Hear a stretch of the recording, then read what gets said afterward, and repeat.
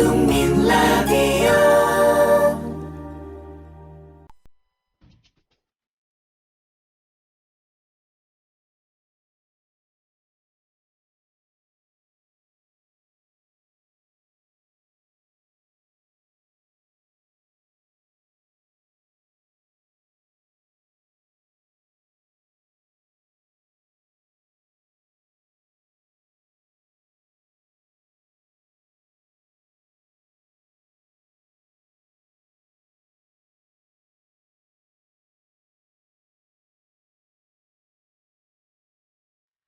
노혜경의 그 엽새. 크리스마스 시즌입니다. 날은 알맞게 흐리고 있으나 이게 비나 눈이 오려고 흐린 건지 아니면 중국발 스모그가 밀어닥친 건지 저같이 과학 지식이 짧은 사람은 잘 알 수가 없어서 걱정이에요. 여러분들도 오늘 같은 날은 반드시 복면을 하고 나가셔야 합니다. 이 복면이란 말도 벌써 재미없는 유머가 됐죠. 어쨌든 재미가 없는 유머가 되긴 했지만 반드시 복면을 하고 나가시기 바랍니다. 오늘의 전하는 말씀을 전하고 난 다음 돌아와서 또 노혜경의 그 엽새 오늘 시간 달려보도록 하겠습니다. 여기 있구나. 그러고 보니까 이런 홍보도 해야 되죠. 제 시간에도 광고 좀 붙여주세요, 여러분. 다들 먹고 살기 굉장히 힘들겠지만, 국민 TV 라디오라고 하는 이 방송국이 유지된다라고 하는 건, 뉴스 타파라든가 그 밖에 수많은 이 대한방송들이 허브가 하나 든든하게 버티고 있다는 뜻이고요. 언제나 이곳이 우물처럼 사람들이 모여들어 있는 곳이다라고 하는 이 의의를 능가하기는 굉장히 힘듭니다.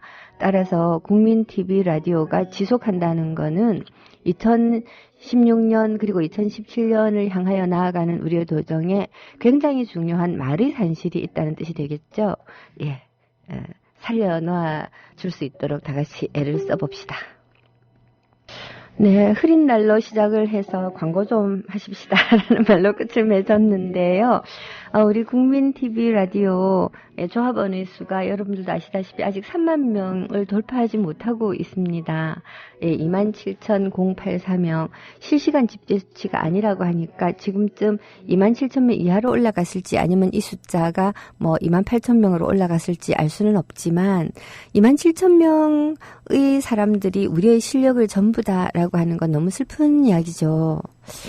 실제로 이명박 때부터 시작을 해서 이 박근혜 정권에 이르기까지 이 사람들이 가장 중요한 전략은 좀 더 양극화를 벌려놓는 것입니다. 사실 아시다시피 점점 더 세계가 금융자본주의화 되어가고 있고요.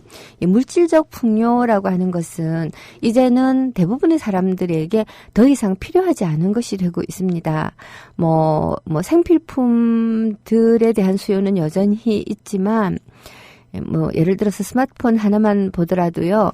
아이폰 6가 꼭 있어야 되겠다. 이거 없으면 절대로 사회생활이 안 된다. 라고 하는 사람의 수는 그렇게 많지 않습니다. 그냥 한 10만 원 정도 하면 살 수 있는 구형, 지금보다 한 서너 세대 앞선 스마트폰이라고 하더라도 스마트폰으로서 사용하는 데는 크게 지장이 없어요. 자, 이렇게 되니까 물질적 풍요가 이 사람들의 삶을 이제는 돈이 많이 벌리고 돈이 있어야지 된다라고 하는 그러한 수준의 문제가 아니거든요. 그냥 생산보다는 돈 놓고 돈 먹기를 해서 부의 액수를 불려가는 것이 어떤 사람의 권력의 척도가 되는 그런 식으로 점점 변화하고 있습니다. 이거를 노무현 대통령께서 양극화라고 하는 말로 우리 사회에 가지고 들어왔어요. 단순한 빈부격차가 아니라 양극화다. 빈부격차라고 하는 말은 부자와 가난한 사람의 차이가 크다라고 하는 건데 이런 말이 사용되던 시절에는 중산층이라고 하는 게 있었거든요. 그래서 우리 사회의 부의 형태가 피라미드형이다 또는 항아리형이다 이런 말은 있을지언정 중간층이 있었습니다만은 지금은 중간층이 없습니다. 그런 그래프 같은 거 가끔 보여주시죠. 아주 깨알만한 개미 같은 사람들이 0에서부터 99까지 정말 조금씩 0.01mm 단위로 조금씩 키가 커지다가 갑자기 거인의 발가락 끝이 보이는, 그리고 하늘 높이 치솟은 끝이 보이지 않는 거대한 거인이 딱 서 있는 이런 그래프. 즉 20대 80의 사회에서 10대 90의 사회로, 그리고 이제는, 1대 99의 사회에서 0.1대 99.9의 사회로 가고 있는 거죠. 부가 그만큼 소수에게 집중이 되고 있다라는 뜻이죠. 옛날에는 고시를 패스한다 또는 서울대학을 나온다 이러면 출세할 수 있었다고 생각하지만요. 그때 사람들이 출세의 레벨이라고 하는 건 물론 삼시세 때 이렇게 밥 굶지 않고 아파트 하나 정도 자기 소유로 가지고 자동차 한 개 정도 가지고 이러면 부자가 되는 거라고 생각하긴 했습니다만은 지금은 대기업에 취업한다고 해가지고서 그런 정도의 부를 안전하게 영속적으로 누릴 수가 없는 시대가 되고요. 정말로 아주 소수의 부자들만이 미래를 걱정하지 않고 삽니다. 부자도 웬만한 부자들은 언제나 파산의 위험 이런 걸 두려워하게 되고요. 자, 이러한 중간 정도 부자들이 지니고 있는 두려움과 가난한 사람들이 분노를 서로 대립하게 함으로써 0.1%의 부자들이 우리나라를 장악을 합니다. 얼핏 생각하면 나라가 못 살게 되면 그 사람들은 그 토대가 무너지니까 적어도 가난한 사람들을 위한 무슨 정책을 쓸 것 같지요. 하지만 지금의 부자들은 글로벌화되어 있습니다. 그야말로 국제적으로 놉니다. 세계적으로 놉니다. 그래서 우리나라의 부자들은 옛날 우리가 상상하듯이 스위스 은행에 돈을 집어넣어 놓는다 이런 차원이 아니고요. 중국에도 투자하고 미국의 주식에도 투자를 합니다. 달러로 논다는 거죠.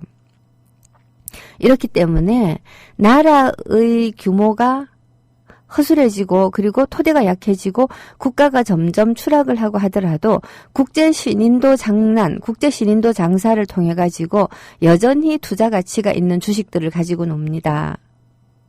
이러다가 보니까 이명박근혜 정권 들어서는 인구의 99.9%가 숨도 못 쉴 정도로 가난해도 상관없다 정책으로 가는 거예요. 그래서 옛날에는 사람을 잡아다가 고문하고 때리고 구속시키고 하는 방식으로 억압하던 진보를 지금은 벌금 때립니다. 회사에서 쫓아냅니다. 세금을 많이 거두어서 먹고 살기 급급하게 만들어 놓습니다. 즉 돈으로 쪼은다는 거죠. 이 사실을 깨닫지 못하면 많은 사람들이 깨닫지 못하고 있죠. 동네의 자영업자들한테 말을 시켜보면 진보가 세월호 광장에서 데모만 안 하면 세상이 조용해져서 뭔가 자기도 먹고 살기 좋아지지 않을까라고 하는 굉장히 중대한 착각을 하고 있는데 이 착각을 바로 잡아줄 수 있는 방법이 별로 없는 거예요. 그러면 우리는 어떻게 해야 좋을까? 결국은 정권 교체밖에 답이 없다라는 말이 나옵니다. 근데 교체를 어떻게 하는가? 우리 동네의 그렇게 답답한 사람들이 표를 얻어와야지 교체를 하는 거잖아요. 그래서 제대로 된 지식과 정보를 알려주는 매체들을 살려놓고 그렇게 해야 되는 거라고 저는 이 연사 간절하게 외치는 바입니다. 제가 약간 이 감정이 약간 헝클어져 있다가 보니까 말이 굉장히 어수선하게 나왔는데요. 노래를 한 곡 듣고 돌아와서 차분하게 오늘의 이야기를 펼쳐가도록 해보겠습니다. 자, 오늘 첫 번째로 들려드릴 곡은 김근수 예수동생 김근수 선생님 모시고 그 대담을 하느라고 못 들려드렸던 제주강님의 신청곡이었습니다. 화요비와 태하의 같이 있어줘. 듣고 돌아오도록 하겠습니다. 신청곡 있으신 분? 네, 이번 주부터 다시 이 북한과 남한의 시인들, 그리고 일제하에 북한으로 간 시인들에 관한 이야기들, 결국 시인에 관한 이야기들을 하기로 했었죠. 그 전에 제가 여러분들께 예고를 한 가지 하겠어요. 지난번 그때가 8월이든가 9월이든가 날은 잘 기억나지 않지만, 칼라리오의 평화라고 하는 책을 써서 참여정부 시절 노무현 시대의 통일 외교 안보에 관한 비사들을 소개를 했던 통일부 장관을 지내신 이종석 장관님 모시고 그 칼라리오의 평화라고 하는 본인의 저서를 중심으로 해서 대담을 해보겠다라고 말씀을 드려놓고서 못했던 기억 나시죠? 이번 겨울에 다시 하려고 하는데요. 시간적인 여유가 이 시간에 생방송을 하기가 어려워서 며칠 뒤에 모셔놓고 녹음을 할 생각이거든요. 그래서 여러분들께 이분께 드리고 싶은 질문을 미리 게시판에서 받고자 합니다. 오늘하고 내일 사이에요. 게시판에서 참여정부 시절의 통일 외교 안보 정책에 관한 궁금증들 있으신 분들은 이 게시판에다가 좀 남겨놔 주시기 바랍니다. 제가 챙겨가지고 알뜰하게 정리해서 질문을 하도록 할게요. 예를 들어서 저는 장관님께 여쭙고 싶은 질문들이 몇 가지 있어요. 참여정부가 김대중 정부의 햇볕 정책을 이어받았기 때문에 사실은 남북 관계가 급진전될 거로 많은 사람들이 기대를 했습니다. 물론 미국의 대통령이 조지 부시가 되었고 이 부시가 북한을 악의 축으로 몰고 있고 거기에 맞서서 북한이 핵개발을 재개하고 하는 굉장히 급박하게 돌아간 상황들이 있었기 때문에 그렇게 쉽게 남북관계가 순탄하게 아무런 장애도 없는 듯이 굴러가지는 않으리라라고 하는 것은 예상했지만 그럼에도 불구하고 남북 정상회담이 2007년도에 겨우 다시 열렸다라고 하는 건 우리 민족의 앞날에 지금과 같은 먹구름을 들이우는데 정말 정말 심각한 문제였죠. 자, 이런 것들을 포함해서 왜 그렇게 되었을까 궁금하잖아요. 그리고 또 이런 질문도 있을 수가 있어요. 노무현 대통령 초기에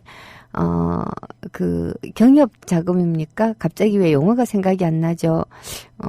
북한에다가 주었던 돈 문제, 남북 이게 정말 큰일입니다. 이야기를 한참 골몰해서 하려다가 보면 용어가 갑자기 생각이 안 나는데, 여하튼 그래서 남북한 관계 국민의 정부하고 참여정부 사이의 골도 굉장히 깊어지고.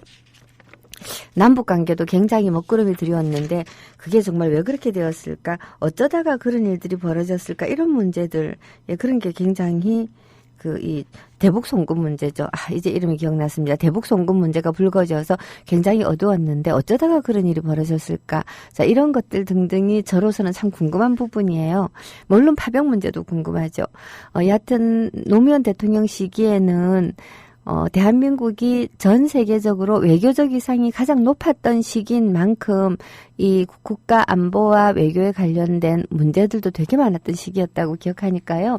여러분들이 질문이 있으시면 남겨주시면 제가 질문을 제대로 챙겨서 제대로 해드리도록 하겠습니다. 자, 이번 주에 크리스마스가 있으니까, 크리스마스 얘기도 좀 해야 되겠습니다만, 일단, 시 얘기부터 하고요. 자, 오늘 제가 여러분들께 소개해드리고 싶은 시는 북한 초기에 가장, 높이 떠받들었던 시인 두 사람 가운데 한 사람입니다. 제가 정말 뜻밖으로 생각했던 게, 북한이 카프의 시인들을 굉장히 존경할 줄 알았는데요. 아니더라고요. 북한 시인들이 정말 좋아했던 시인들은 뜻밖에도 초기에는 이상화, 김소월 두 사람이었어요. 상화와 소월. 아마도 이 상화라고 하는 시인은 뺏긴들에도 봄은 오는가 이 한편으로 그야말로 사람들에게 엄청난 충격을 주고 독립운동하는 사람들의 마음에 굉장한 위로를 준 그런 시인이 아니었을까 하는 생각이 들거든요. 근데 이상화라고 하는 시인에 관해서 제가 공부를 하다가 정말 깜짝 놀랐던 게 뺏긴들에도 봄은 오는가는 교과서에도 실려 있고요. 그랬는데 이상화가 생전에 시집을 한 권도 내지 못하고 죽었다라고 하는 사실입니다. 물론 우리가 사랑하는 윤동주도 생전에 시집을 내지 못했어요. 그렇지만 대부분 시집 단위로 알려져 있는 시인들에 비해서 이상화는 시 한 편, 뺏긴들에도 봄은 오는가로 그야말로 우뚝 선 시인이 되었다라고 하는 거죠. 이상화는 1901년에 태어나서 1943년도에 세상을 떠나셨고요. 그리고 이 대구 사람입니다. 대구 사람. 이 대구 사람이라고 말씀드리고 나서 보니까 항상 보면 일제하의 유명한 인물들, 유명하다고 해서 뭐 이완용이다 이런 식의 유명한 말고요.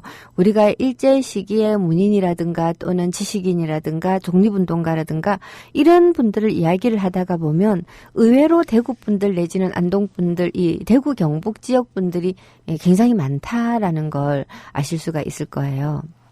이게 이제 지역적인 특성이라고 할 수가 있는데요.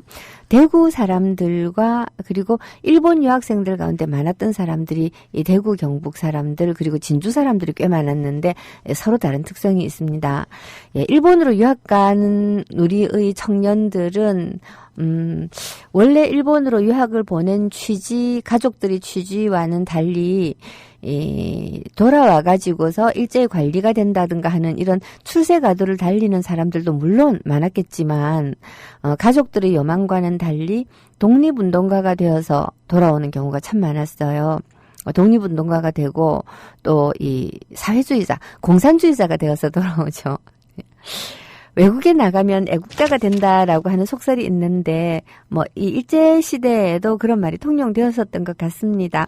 일본에 나가 있으면서 우리가 나라를 빼앗긴 백성이구나라고 하는 것이 굉장히 절절하게 느껴지고 나라를 빼앗긴 것의 어떤 애통함, 분통함, 슬픔 이런 것을 느끼는 순간 어떻게 해서 나라를 되찾아야 할까라는 고민도 같이 하게 되겠죠. 나라를 되찾아야만 하는데 이런 고민이 듭니다. 자, 되찾은 나라는 도대체 어떤 나라여야 할까?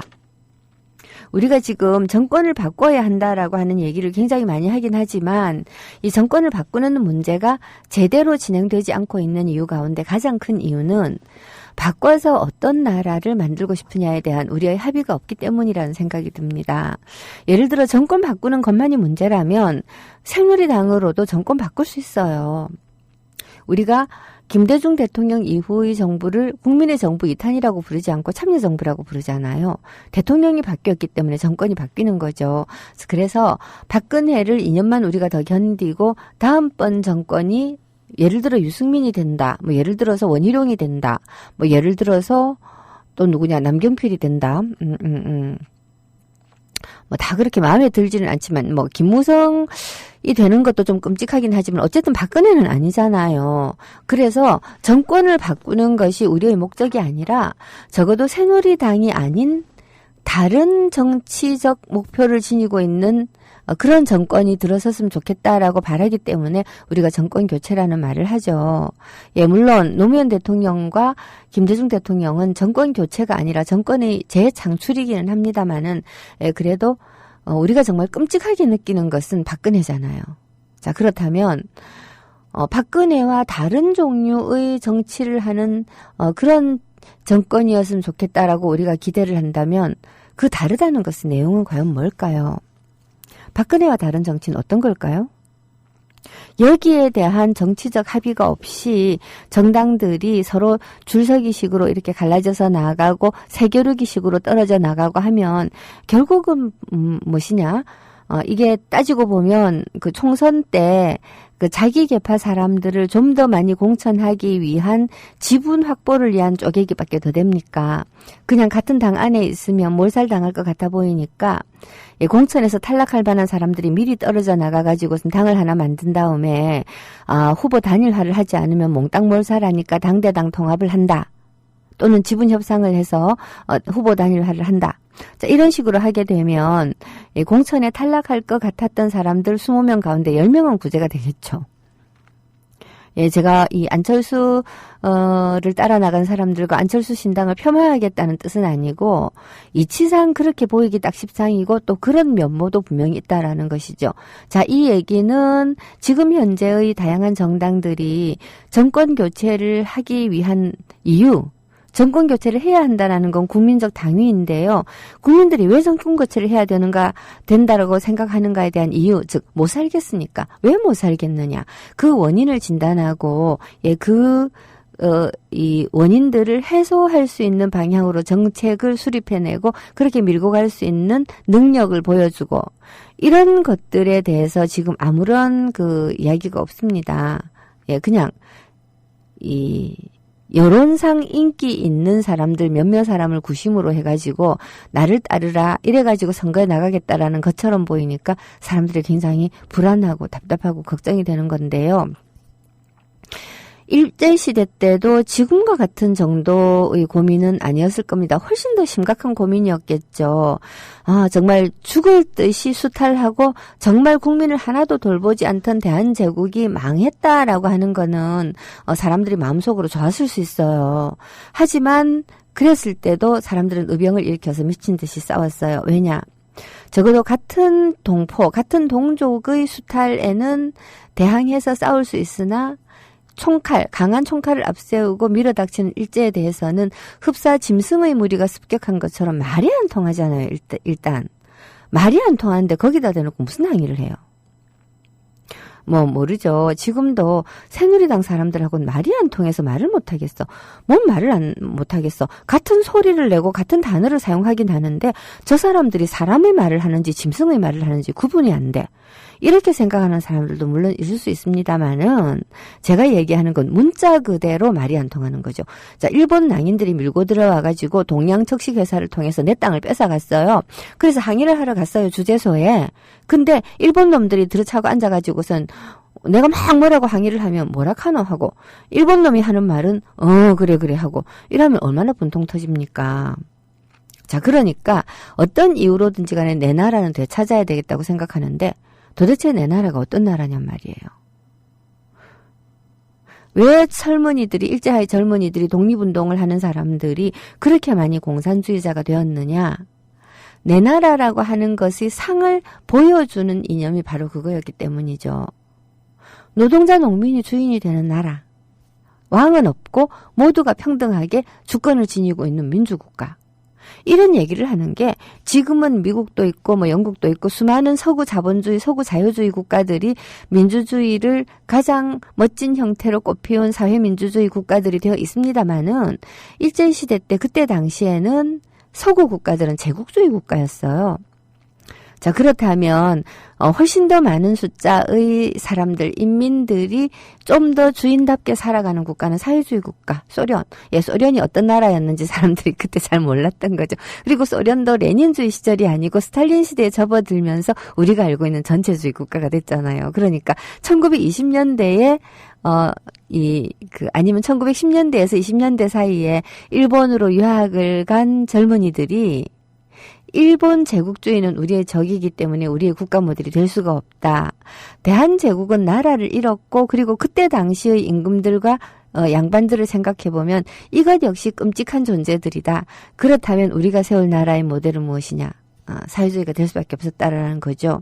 그리고 이때 그런 대로 교육 수준이 높고 농토가 어느 정도 있어서 잘 먹고 잘 살던 안동이라든가 대구 경북 지역 상주 이런 쪽의 이 부잣집 도련님들이 일본으로 유학을 갔다가 바로 이 사회주의 세례를 듬뿍 받고 돌아오게 되는 거죠. 이상화도 그런 사람 중에 한 명이었고, 그리고 이상화의 형은 꽤나 일제에서 긴장하고 쫓아다니던 독립운동가였다고 합니다. 상당히 이상정이라고 하는 분인데요. 상당히 일제가 골치를 앓고 있었던 분이고 이 형과 관련되어서 이 이상화도 아마 예비검속 꽤나 당했던 모양입니다. 이 이상화는 1943년도에 세상을 떴기 때문에 43년도에 세상을 떴다고 하는 것은 우리가 해방되는 걸 못 보고 돌아가셨잖아요. 그래서 저는 가끔 고민합니다. 일제하에서 세상을 떴던 이상화가 만약에 해방을 맞이했고 1950년대 이후까지 살았더라면 이분은 북쪽으로 갔을까, 남에 남았을까? 고향이 북쪽이었던 사람들은 북쪽에 남을 확률이 훨씬 높죠. 하지만 대구 경북 지역의 이상화는 북으로 갔을까, 남에 남았을까? 굉장히 많이 생각을 하게 만드는 주제가 아닐 수 없습니다. 신청곡이 한 곡 더 들어와 있지요. 어디 갔냐? 찾아놓고는 또 못 찾고 있네요. 자, 사도 요한님께서 크리스마스에는 축복을이라고 하는 노래를 신청해 주셨는데 크리스마스에는 축복을이라고 하는 곡이 따로 있나요? 자, 일단 따로 있다 치고 한번 들어보도록 하겠습니다. 크리스마스에는 축복. 이게 김현철 노래인가요? 이상은이 이 피처링을 한, 자, 그런 것 같습니다.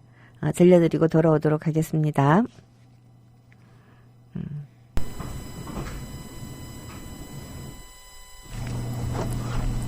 아이고, 제가 이 마이크를 잘못 올려놓고는요, 한참 떠들었네요. 아이고, 창피해. 죄송합니다. 예, 죄송합니다. 이 일을 어떻게 하면 좋을까. 크리스마스에는 축복을이라고 하는 노래가 저는 김현철이라고 되어 있어서 제가 아는 김현철 노래인 줄 알았더니 이상은, 박수영, 정혜진, 한혜은, 이렇게 현혜은이군요. 이렇게 보니까 어린이 같아요. 제가 아는 이상은도 아닌 이 내 어린이의 이 피처링으로 되어 있는 노래였군요. 좋습니다. 이 크리스마스에는 축복을이라고 우리가 보통 얘기를 하는데 어떤 축복이냐? 크리스마스에는 예수가 태어난 날이라고 전 세계적으로 이 날을 축하하고 있는데요. 예수가 오신 것을 우리가 왜 축하해야 될까? 예수 동생 근수님의 말씀에 의하면 예수는 복음을 전하러 왔는데 이 복음이라는 것은 굿뉴스죠. 복된 소식, 굿뉴스. 근데 굿뉴스를 전하러 왔는데 그게 어떤 굿뉴스냐. 한마디로 가난한 사람에게 좋은 소식이거든요. 예, 가난한 자에게 복이 있나니 천국이 그의 것이다. 이렇게 말을 했는데 예수의 천국은 죽고 난 다음에 가는 곳이 아닙니다. 예, 살아서 이루는 곳. 살아서 사랑이 흘러넘치고 서로를 위하고 고통을 견디게 해주는 따뜻한 공동체가 만들어지는 그런 것이 천국이라고 할 수가 있는데요. 근데 왜 가난한 사람들에게 복음이었을까? 김근수 선생님의 저하고 이게 나눈 대담, 제가 다시 듣기를 해보니까 제가 말이 너무 많더라고요. 앞으로는 손님을 모셔놓고 말을 좀 줄여야겠다. 많이 들어야겠다. 이렇게 생각을 합니다만은 김군수 선생님 말씀을 듣다가 보면 저절로 맞장구가 마구 나와요. 예, 그래서 좀 말이 많았는데 여하튼 요약을 하면 부자들이 아니라 가난한 사람들을 위해서 오신 것이 예수님이고 그리고 그 가난한 사람들을 위하는 것이 진정한 교회이다. 가난한 사람 편에 서서 가난한 사람들과 함께 더불어서 세상의 부조리와 불합리와 모순, 잘못됨 이런 것들과 싸워나가야 된다라고 말씀을 하셨는데 이게 정말 맞는 말입니다. 구약과 신약을 놓고 보면 이 하느님이라고 하는 존재를 바라보고 있을 때의 구약과 신약하고요. 하느님의 눈으로 인간 세상을 바라본 것의 기록이 구약과 신약이라고 볼 때 이 복음서들, 이 성서들하고 굉장히 느낌이 다른데요. 하느님이 이 구약 속에서 굉장히 자기를 믿지 않는 자를 벌을 주고 하는 하느님으로 보이기도 하지만 거꾸로 하느님은 어떤 사람들을 미워하셨는가를 우리가 볼 수도 있어요. 하느님은 어떤 사람을 미워하셨나? 어떨 때 진노하는가? 자기를 믿지 않을 때 진노하는데 그럼 믿지 않는 사람들의 특징은 무엇인가?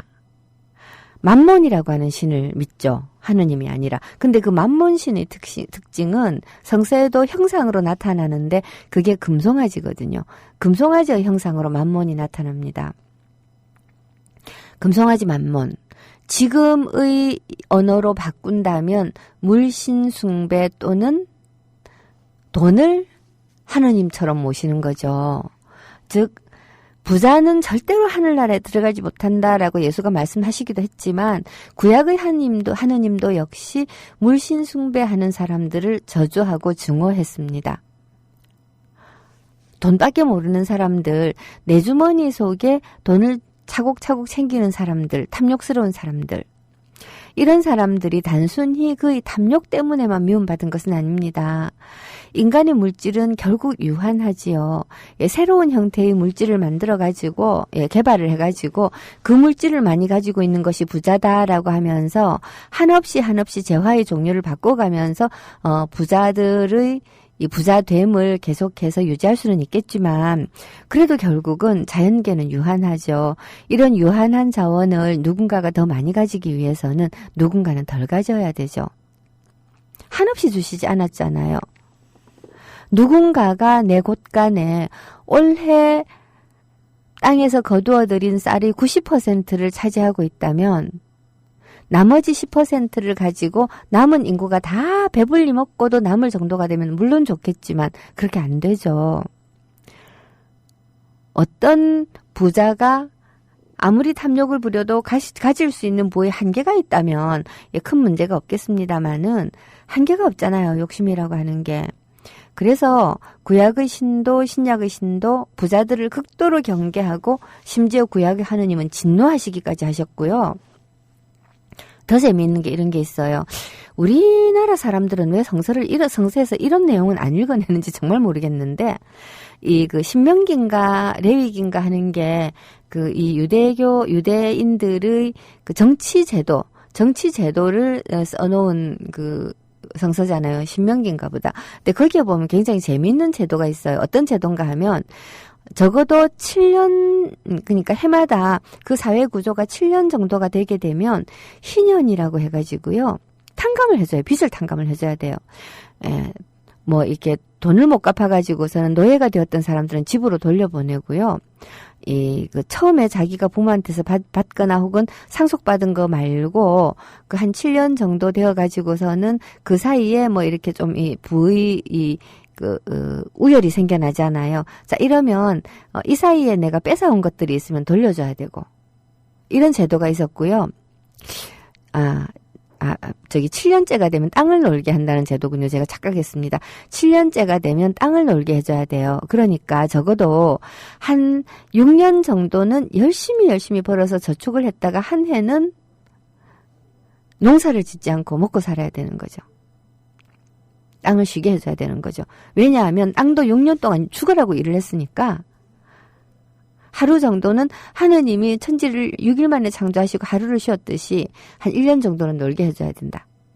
그 다음 50년이 되면 빚을 탕감해주고 노예가 되었던 사람들은 풀어주고 그리고 빼앗겼던 재산은 돌려주고 이렇게 하는 제도들이 있었어요. 이게 희년이라고 하는 제도고 희년이 겹치면 대희년이라고 해가지고 대대적인 대사면이 있습니다. 주기적으로 죄와 빚을 탕감해주는 거죠. 이게 그 유대교의 일종의 유대교의 정치 속에 있는 굉장히 중요한 원리였고, 유대교가 아니라 유대인의, 구약의, 그리고 이러한 제도들은 이 사람들은 하느님의 뜻이라고 생각한 거예요. 하느님 앞에 원래 평등하게 태어났는데, 사람이 살아가면서 차등이 생겼다. 그리고 자기가 노력하고 열심히 애를 써서 차등이 있는 것은 당연한 일이지만, 그러나 그 차등이 너무 심해지지 않기 위해서 7년마다, 그리고 50년마다 7년이 7번 겹치고 나면 그 다음 해 50년이 되잖아요. 그 다음 해는 희년으로 정해가지고 대희년으로 정해가지고 모든 것을 탕감해주고 이런 식으로 되어야 된다라는 거죠. 자, 이렇게 구약의 제도에도 이러한 제도가 있었는데 성탄이 다가오는 지금 우리 사회에서는 가진 자들의 아량이 점점 더 부족해집니다. 옛날에도 그랬어요. 가진 자답게 행동하는 건 중산층들이었고 언제나 상층부들은 더 많이 가지고 싶은 탐욕을 부리기 때문에 이 중산층과 그리고 이제 최고의 상층부가 서로 맞붙어서 싸워가지고 제도를 바꿔가는 거죠. 그래서 혁명은 항상 부르주아지들이 일으키는 건데요. 신자유주의 시대로 넘어오면서 바로 이 중간층인 그 소부르주아지라고 하는 사람들을 자꾸만 바닥으로 아랫단으로 떨어뜨려요. 먹고 사는데 급급해서 생존하는데 급해가지고 딴 생각을 못하도록 만드는 것이 어떻게 보면 신자유주의, 자본주의, 금융자본주의 시대의 이 사회의 지배 계층들이 음모일 수도 있습니다. 프리메이슨이니 또 분드빌트인가요? 이름도 잘 기억이 안 납니다. 빌더버그니 이런 종류의 전 세계적으로 퍼져 있는 세계를 지배하고 있는 섀도우 정부다라고 불리는 이 음모론적인 그 언어 속의 주인공들 이러한 존재들이 실제로 어떤 이름들로 존재하는지는 몰라도요. 그 IMF라든가 하는 이런 그 금융 자본주의를 구성하고 있는 사람들이 머릿속에 들어있는 생각이 세계의 인구는 너무 많기 때문에 상당히 많이 죽어도 별 상관이 없고 상당히 많이 사람들이 죽어가면 죽어가는 그 사람들이 있는 정부에 약도 팔아먹고 그리고 고물자를 보낸다는 미명하에 생산도 하게 되고 하니까 전쟁 일으키는 거 못지않게 이익이 된다. 라고 생각할 수도 있다고 저는 생각하거든요. 자, 그렇기 때문에 다시 돌아와서 어떤 정부를 꿈꾸는가라고 하는 것이 먼저 굉장히 우리 모두의 마음속에 합의된 형태로 있어줘야 되겠다라고 생각을 하는 겁니다. 지금 정치인들이 박근혜 잘못했다라고 욕하는 거 안 해도 알아요, 우리. 안 해도 하는데 박근혜를 대신해서 어떤 정권을 세울 것인가, 어떤 나라를 만들 것인가, 여기에 대한 어떤 상을 먼저 지금 밝혀줘야 된다고 생각을 합니다. 자, 이상화를 비롯해가지고 일제시대 때 글을 썼던 사람, 문인들 가운데 상당히 많은 사람들은 일본에 유학을 했다가 돌아오면서 사회주의 세례를 받고 돌아오고요. 돌아와가지고선 어떤 방식으로든 우리의 민족이 나아갈 바가 무엇이다라고 하는 것을 밝히는 그러한 언어들로 문학작품을 생산하고 시를 썼습니다. 이상화에 대해서도 우리는 지금 알고 있는 것이 빼앗긴들에도 봄은 오는가 뭐 이런 것들이긴 하지만 실제로 이상화는 1901년에 태어나서 1910년대 말쯤에 22년도군요. 22년도에 프랑스 유학을 목적으로 해서 일본으로 유학을 갔다가 동경 대지진 때문에 다시 귀국을 하게 된 이런 이력을 가지고 있으니만큼 일제에 대한 그의 분노도 아마 굉장히 만만치 않았을 겁니다. 그래서 그가 썼던 이 글들을 살펴보면 왜 북한에서 이상화를 자기네들의 존경할 만한 선배 문인으로 대접하는가 하는 걸 알 수가 있는 것이지요. 말 많이 했군요. 이상화 얘기를 오늘 하루에 끝을 내려고 했는데 하루 만에 안 되겠군요. 예. 어쨌거나 이상화는 독립운동가였고 시인이었고 교사였고 번역문학가였고 그리고 문학평론가이기도 했고요. 일제시대 때의 지식인들이 일반적으로 지금의 견지에서 볼 때는 제각기 이렇게 나뉘어져서 하고 있는 일들을 뭉뚱그려서 한 몸에 다 하고 있었던 사람입니다. 쭉 열거를 해보면 첫째 우리가 시인으로 알고 있잖아요. 그 다음 독립운동가로 알고 있죠. 그 다음 이상화의 직업은 학교 선생이었고 소설도 썼고 시도 썼고 평론도 했습니다. 그때는 다 했으니까요. 그러니까 문학인이라고 얘기할 수 있겠죠. 우리나라 역사를 훑어보면 적어도 1980년대까지는 굉장히 중요한 꿈과 비전을 제공하는 역할들을 문인들이 했습니다. 문학하는 사람들은 단순한 문인이 아니고 우국지사이기도 했죠. 그 흐름이 여전히 남아가지고 시인 일부의 일탈된 행동들을 우리가 용인하는 것 못지않게 시인이라고 하면 혁명투사처럼 생각하는 그런 이미지도 굉장히 많이 남아있는데요. 그런 이미지들의 효시에 속하는 사람 중에 한 명이 바로 이 이상화였다라는 생각이 듭니다. 근데 알고 보면 계속 되풀이되는 얘기지만 이상화는요. 대구의 굉장히 명문가 자제예요.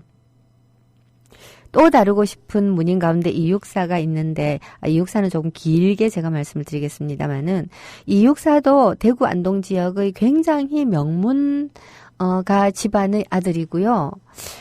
시인이나 소설가로 우리에게 유명한 분은 아니지만 자, 이회영 선생, 우당 선생, 이종걸 국회의원의 조부시죠. 자, 이 댁의 이 아들들도 정말 어마어마한 부자였는데, 어마어마한 명문가였는데, 있는 재산을 다 탈탈 털어가지고서는 중국으로 가가지고서는 군관학교를 세우고, 일제와 맞서서 싸우고 하면서 온 가족이 거의 절멸하다시피 했죠. 이육사 집안의 형제들도 마찬가지고요.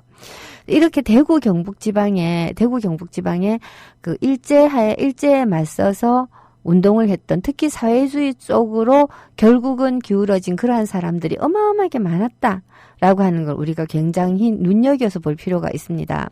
지금 우리는 대구를 동토의 왕국이라고 부릅니다만은 그 대구의 과거사 속에는 1946년 대구 인민항쟁을 통해서 싹쓸이 당해버린 살아남은 사람들은 다 북으로 갔으니까 싹쓸이 당해버렸다고 할 수 있겠죠.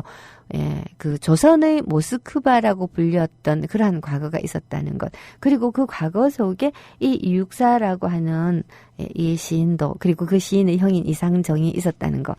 이런 거는 제가 정말 말씀을 안 드릴 수가 없네요. 이야기를, 청탄 이야기를 하느라고 이야기를 중간에 끊겨놓으니까. 하고자 하는 얘기를 다 못한 상태에서 시간이 끝나갑니다. 근데 이거를 먼저 공지를 해야 되기 때문에요.